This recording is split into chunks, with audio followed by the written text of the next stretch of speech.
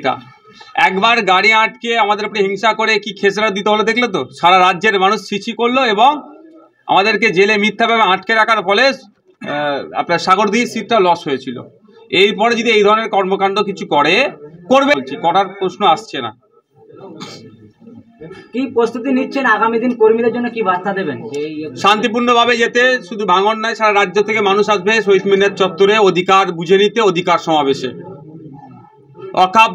অখাপ সম্পত্তি উদ্ধারের জন্য।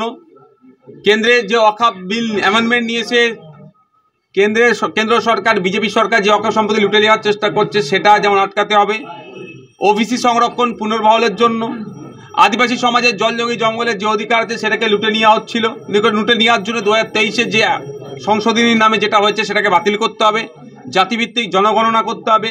আমাদের বোন, আমাদের কন্যা, আমাদের মেয়ে তিলোত্তমার বিচারের দাবিতে সাথে সাথে নিত্য প্রয়োজনীয় জিনিসের যেভাবে দাম বেড়ে যাচ্ছে সেটাকে রোধ করতে হবে।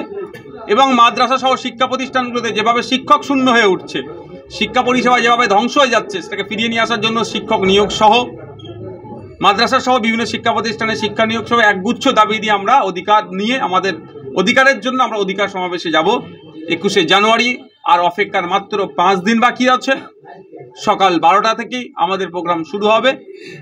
এই জন্যই সারা কর্মী সমর্থকদের কাছে আমাদের বার্তা দেওয়া আছে, আপনারা আপনাদের এলাকা থেকে দায়িত্ব করে নিয়ে এসে মানুষজনকে সভাস্থলে নিয়ে আসবেন, সভা থেকে দায়িত্ব সহকারে বাড়িতে পৌঁছে দেবেন।